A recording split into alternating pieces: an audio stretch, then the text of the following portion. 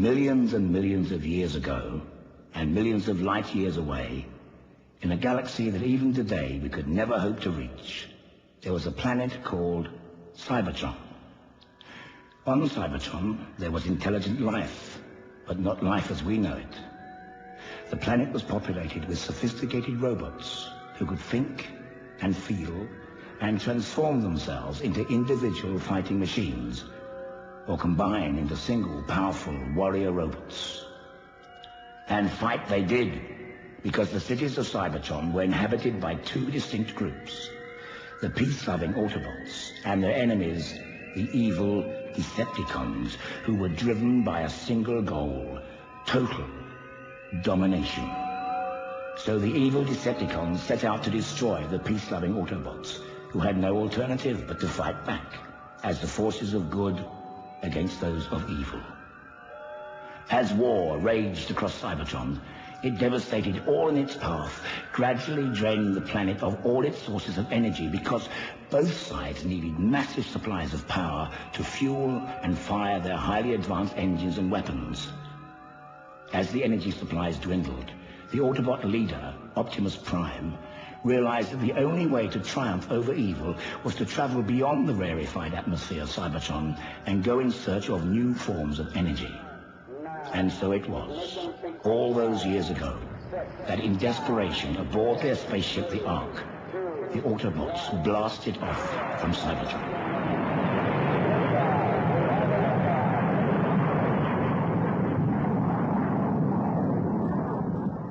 Unbeknown to them, the cunning Decepticons had followed, thinking that the Autobots would lead them to these new energy sources. After using up most of their power to put up a laser shield to cut a path through a giant meteorite storm, the Ark was at the mercy of the Decepticons, who pressed home their advantage, clamping magnetic junctions onto the Ark before boarding the spaceship, in the confines of which violent hand-to-hand combat took place, but to no avail. Both forces of good and evil were at the mercy of the forces of gravity. G-forces dragged the Ark down, out of control, plunging down into a strange planet, finally crashing into a barren mountainside.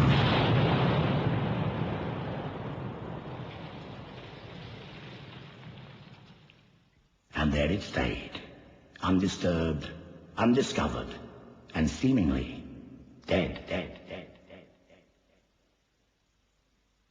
Nothing stirred aboard the Ark. No trace of life. That is until 4 million years later, when that mountain proved to be a volcano. As it erupted with the force of molten lava bubbling below its surface, the heat it gave off provided enough energy to breathe life into the dormant spaceship. The control console spluttered into life and emitted a beam of cybertronic energy into the bridge. Unfortunately, it was a Decepticon who was in the path of its regenerating rays, the leader, Megatron. He heard the instruction of explore, explore, as a probe flew out to scour the territory outside the craft and report back. It was Megatron who also heard the instruction repair, repair, when enough energy had been sourced. And for once, he was happy to obey, as one by one he maneuvered his men in front of the energy-giving rays. When all the Decepticon team was assembled, they took their first look at the world outside. A world very different from that of Cybertron, but one you or I would easily recognize as Earth.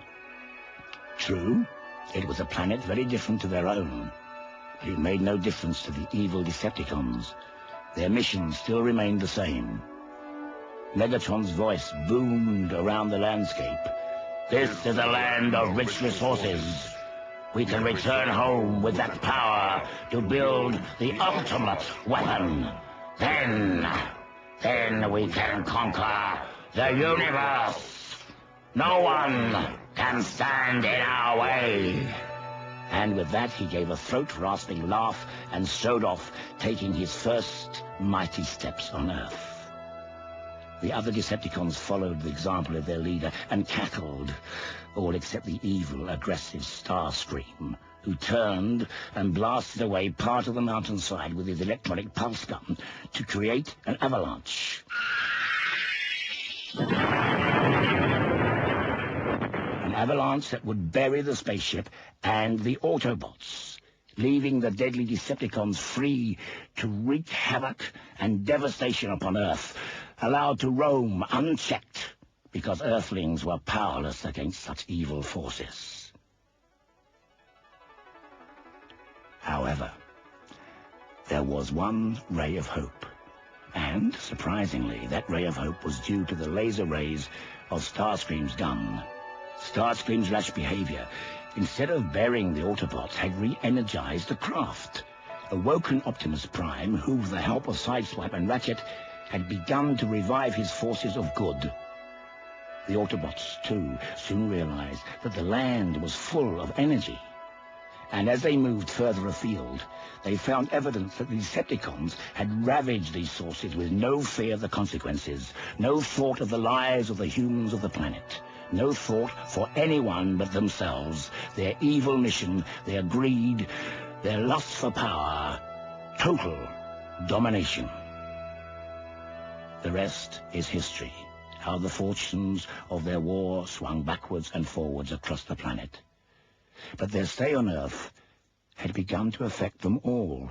Cracks had appeared in the Decepticon ranks. Starscream's lust for complete power, the desire to usurp Megatron's leadership, had led him to spend more time on furthering his own cause, rather than helping in filling and collecting valuable energy, wastefully firing on any target that took his fancy. Frequently reprimanded by Megatron for such infantile behavior, Starscream took to exploring on his own, plotting his takeover of power, regretting the time that he'd had his chance to assassinate Megatron, but had failed. It was during one of these solo sorties that Starscream landed on a remote Pacific island, his sonic sensors having revealed metal objects of considerable density deep in the jungle. As he neared the untidy mass of metal, vines and undergrowth, he let out a yell of delight. Here they were, the ideal opportunity for him to build his very own fighting unit, military vehicles.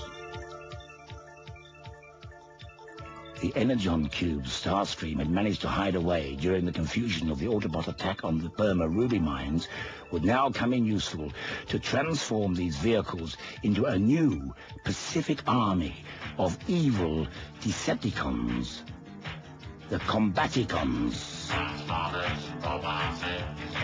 With Onslaught, their commander, scheming, planning, with the patience you'd expect of a missile trailer. But when roused, what firepower he has. Next, Blastoff, who prefers to soar through outer space in his space shuttle mode. Aristocratic, aloof, and alone. From above the Earth's atmosphere, he can fire powerful X-ray lasers from his nose cone, raining destruction on targets 12,000 miles away. By contrast, Vortex, the helicopter, transfixes Autobots with a semi-automatic glue gun in robot mode before transforming and taking them on 300 miles per hour dizzying stunt flights, a most effective means of interrogation. The munitions expert, Swindle, is easygoing and streetwise. It is unusual for a Jeep to prefer to make deals rather than war, but Swindle is a one-robot black market driven purely by greed. Last, but certainly not least, Brawl, the blustering, belligerent tank, built to be wild, shooting 200-pound TNT shells and 300 decibel bursts of concentrated sound energy. Everything about Brawl is loud, moving, talking, and, of course, fighting, in which he is fearless. 5 Combaticons that would transform and combine into the fearsome Bruticus, instilled with the violent, criminal personality of Starscream. As they left the Pacific Basin with Air Commander Starscream, he chuckled to himself and muttered under his breath, "Now, let Megatron try and stand in my way to become leader."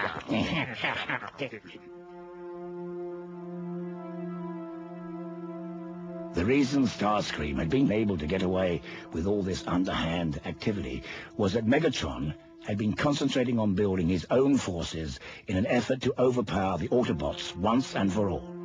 After all, he had nearly managed to persuade the Autobots' new allies, the Aerialbots, to join him. That would have been some coup. A real one in the power train for Optimus Prime, who had originally requested them as reinforcements from Cybertron. These Aerialbots had been created on Cybertron by Vector Sigma, the mega-computer which gives all Transformers life. However, because of the lack of energy that still persisted on Cybertron, a sudden power drop in the generator when they were being created meant that there was a slight fault in the Aerialbot brain pattern, an element of unpredictability. This was the reason that shortly after they were brought to Earth to bolster the Autobot struggle, they had defected to the Decepticon ranks, lending considerable air power to the cause of evil. With Silverbolt, their leader, a sleek aerodynamic jet that strips electrons from air molecules as he flies, storing them to fire as powerful bolts of electricity. Then there's Air Raid, whose robot mode torque rifle can warp and break most materials. But it is in jet mode that Air Raid loves to enjoy himself, his wild-eyed, devil-may-care surprise raids proving effective, but above all, fun. In complete contrast to Air Raid's impetuosity is the studious, bookish Skydive, who would rather read about jet fighters than be one. His cerebral circuitry that gives him total recall of any maneuver after seeing it for only 1 millicybersecond, making him the most skilled flyer of the team. Which is more than can be said of Fireflight, whose love of the visions he sees from the skies makes him a menace. Fireflight has a sense of wonder about the world, while all the other Aerialbots wonder how he manages to fly and survive at all, especially Slingshot, who, as a vertical takeoff and landing aircraft, is the most maneuverable and the best shot. Unfortunately, he never stops bragging about such powers. No matter which side they were on, both Megatron and Optimus Prime from past experiences viewed the Aerialbots with some apprehension. But despite the chinks in their mental armor, neither could deny that they were a fighting force to be reckoned with. Megatron sighed when he thought of what might have been if only the Aerialbots hadn't returned to the Autobots' ranks, if only they... But then, life is full of if-onlys. Slowly, Megatron's pained expression spread into an evil grin. Little did Optimus Prime realize that he, Megatron, had already compensated for the loss of the Aerialbots and the invincible Superion. But the Autobots would discover his new secret weapon soon enough. Just then, his reverie was broken into by Teletran breaking in, relaying a special news flash. The danger of landslides caused by the heavy rainfall is so acute that the area around the Pullen power plant has been evacuated. There's not a human being within a 10-mile radius of the plant. Ah, now here was an ideal opportunity to gain more energy with no irritating interference by the humans. He stood and summoned Dirge, Thrust, Ramjet, Blitzwing, Rumble, and Starscream. "Where on earth is Starscream?" demanded Megatron, screaming himself. "We haven't seen him for mega days," chorused the Decepticons. "We've not heard from him since he returned from Cybertron with the Stunticons," ventured Dirge. "Silence!" commanded Megatron. "I told you never to mention them. You never know who's around or listening. The puny Autobots will find out about them soon enough." Just then, a communication came in from Starscream. "Hello, Megatron. I've been busy," he remarked smugly. "Want to know what I've been doing?" "I haven't got time to play your silly games, Starscream. Rendezvous with us at..." And Megatron gave the coordinates for a well-hidden spot 20 Earth miles from the Pullen power plant. It'll be a pleasure, said Starscream sarcastically, a pleasurable surprise. Maybe he wouldn't have said that if he had known what was happening at that very moment at the Pullen power plant. The television broadcast was right. All human beings had been evacuated, but there was plenty of activity from the plant. Autobot activity. In front of Prime was an equally large Autobot. "Defensor," said Prime, "you Protectobots are a new but very important team of the defense of this planet. So, transform." Defensor obeyed, and suddenly there was an odd assortment of Earth vehicles at Prime's feet. Except these were well armed with powers not normally associated with such vehicles, and known to the Autobots by different names. Hotspot, the fire engine, a natural and inspirational leader who believes in operating at full throttle every moment of his life, using his immense strength to the full. A quality that Blades, the police helicopter, does not have, but he more than compensates for that with his lust for battle, often being heard to say, "War's a dirty game, and I'm a dirty player." Streetwise, the patrol car is equally keen and determined. Nothing deters him from intercepting his prey, not even alien environments, because he takes everything in. Languages, dialects, maps, and mentally files the information for future reference. Groove, the patrol bike, is highly maneuverable, but prefers the open road and an easy life, being more of a pacifist than a warrior. First aid is compassionate and cautious, like all medical people, appreciating that prevention is better than cure, but sometimes he's overcautious in looking after the well-being of any machine. Prime left the Protectobots to keep the plant free from Decepticons while the rest of the area was evacuated, safe in the knowledge that Protectobots are never off duty, and that they are well disguised for the task ahead. Meanwhile, 20 Earth miles away, the Decepticons were gathering. "Let's attack straight away. Take everyone by surprise," urged Rumble. "No. Wait, Megatron. You're getting as impatient as Starscream. In fact, where is Starscream?" No Decepticon appeared to know. "Never mind," said Megatron. "We haven't got time to worry about him now. We can get on with our attack without him." "But what if the Autobots and Aerialbots are guarding the plant?" asked Ramjet. "What do you mean, if?" sneered Megatron. "Those goody-goody friends of Earth flesh are bound to be there.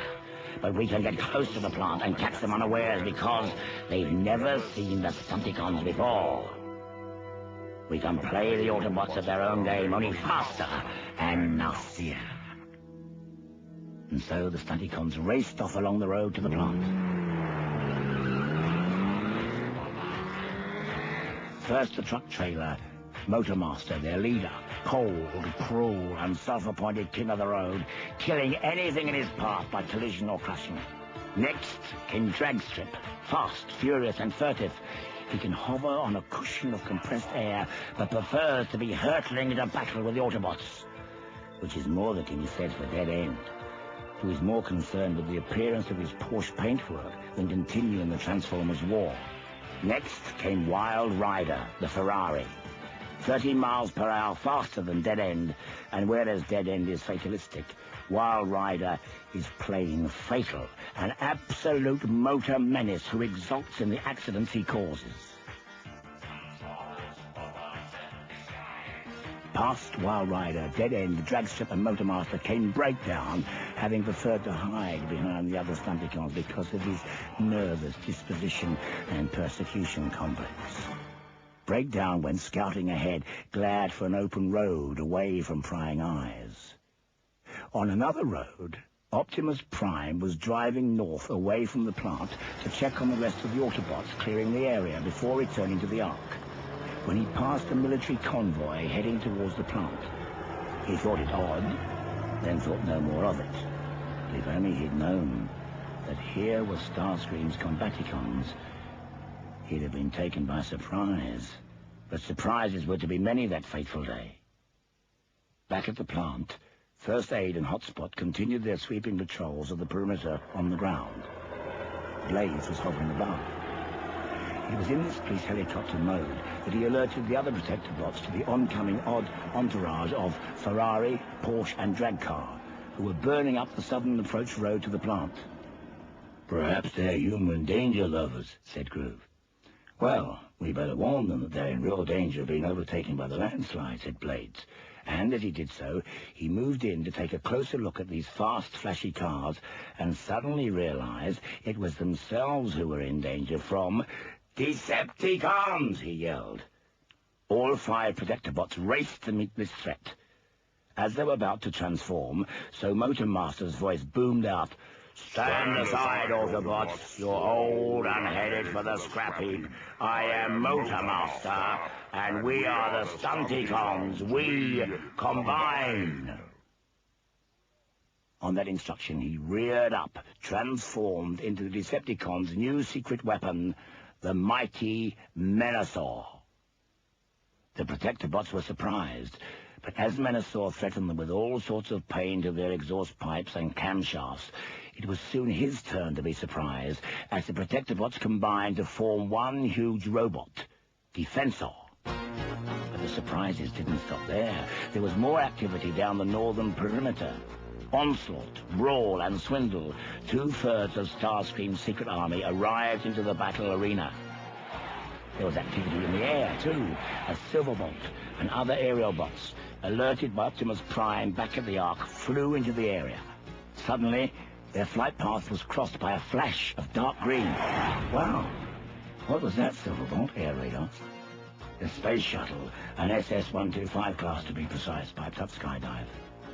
"I'm not so sure," said Air Raid as he looped around it. "Silverbolt! Silverbolt!" he screamed as he dived underneath the so-called space shuttle. "It's got a Decepticon badge!" "Too late, you treacherous Aerialbots," said Blastoff scornfully.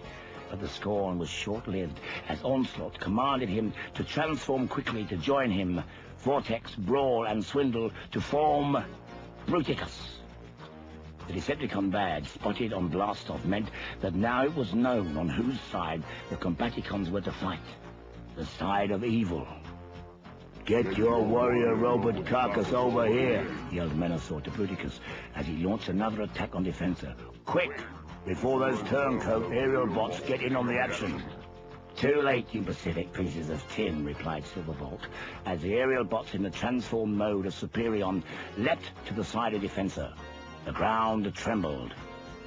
Mighty Menasor, packing 140 tons of punch, and Bruticus, a 14,000 pounds per square inch punch, both rushed to get into close quarters, hand-to-hand combat with the Autobots. Defensor, attempting to keep them at bay, fired a 2,000-degree fireball cannon at Menasor. "You might as well flick matchsticks at me," said Menasor scornfully, without even halting in his stride. "Don't you Autobots realize I'm immune to artillery?" "Try this aside, then, Menasor mouth," yelled Superion, as he caught him a formidable blow of the sort that could demolish a battleship. But this was no battleship. It was Menasor, who, although momentarily stunned, clanked forward to vent his rage on Superion. Defensor by now had clashed with Bruticus. They were locked together, each trying to lift the other to gain an advantage. But they were evenly matched. Optimus Prime watched from the Ark, not wishing to throw the other Autobots into the fray until the area had been successfully evacuated. But he needn't have worried. Superion had just fired his stress fracture cannon at the enraged Menasor, and it had located the area damaged by his original punch and caused it to fracture. But still, he advanced. Except by now, he was getting confused reports from the Stunticons, Dead End and Breakdown, who were worried about any further injury and were all for running right then, but Menasor was having none of it. "Bruticus," he yelled, "get your sonic stun gun aimed over here." Bruticus turned, and in doing so, gave Defensor the half chance he wanted, and he dealt him an almighty Protectobot blow. Seeing this, Starscream, who had the sense to keep out of harm's way until now, ordered Bruticus to concentrate on destroying Defensor. Bruticus, already reeling from Defensor's blow, now reeled further, not knowing which order to obey. In total confusion, he paused. That was his last mistake. Defensor had no time to reflect on this fleeting victory, as Starscream was now unleashing cluster bombs and null everything. The Defensor had enough time to surround himself with a force field. "Superion," he yelled. "You get after Starscream. I'll deal with Menasor." "Aerialbots, transform," ordered Silverbot. And soon, Starscream was flying at a speed of Mach 2.8 away from the power plant, just managing to outpace Air Raid and Skydive, who watched his flight skills with admiration.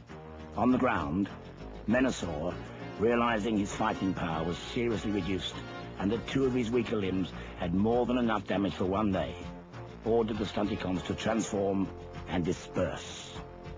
Defensor's limbs too were feeling heavy, and the storm around the plant was getting worse, so Blades would be unable to fly in the strong winds. Groove unwilling, Streetwise too slow, and Hotspot, well, for Hotspot, there was still work to do at the plant, and no doubt First Aid wouldn't let him chase the Stunticons without a checkup. Aboard the Ark, Optimus Prime permitted himself a smile. The Predictabots may be a new team, but they were a better team than those of the Decepticons. The Aerialbots had performed outstandingly too. It was a good day for the forces of good. But deep in the back of his cerebral circuit, there was one nagging doubt. Sure, they had won today's battle, but had they won the Transformers' war? Where was Megatron? And why had not he added his weight to the battle? And had the Autobots really put the Decepticons to flight for good?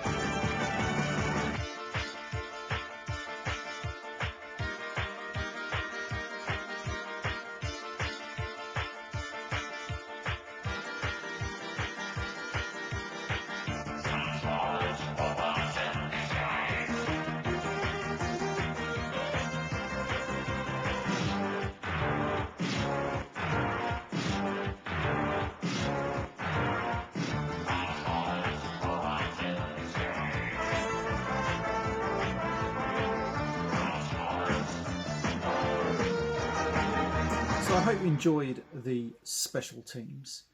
It is one of my favourites. Really enjoyed it. I especially love the fact that it's Don Henderson doing the narration. It's a bit funny to get used to, especially when you're just not used to his voice. But the more you listen to it, the more it actually is really good, especially some of the voices he puts on for some of the Transformers. I really did enjoy.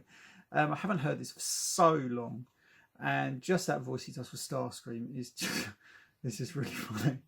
But some of it is absolutely brilliant, and the music in it, the music was absolutely great. Some of the best, in my fact.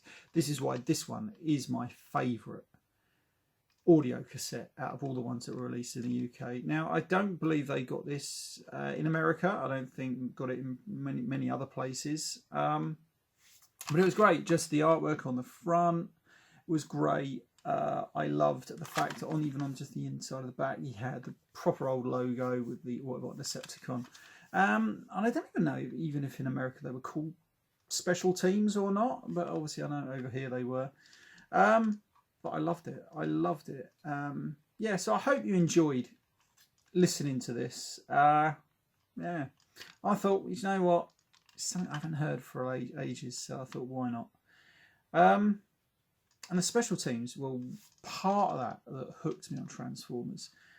It's hard to say. I suppose you could say that Hasbro did the marketing very well, because it certainly hooked me. Then moving on from that with the new leaders, that hooked me. And even some of the later stuff, you know, it just, that's what it is, what it got. I don't know why I'm coming out so red on this bloody camera or not. Feels like I've been out in the sun all day or something. But yeah, but it hooked me, and yeah, I loved it. Loved it. This is what all my memories of Transformers are like. Just all this kind of stuff. Not just the toys, but just the memorabilia that went with it. And I loved it. Right. Hope you enjoyed it, and I shall see you all next time. Bye for now.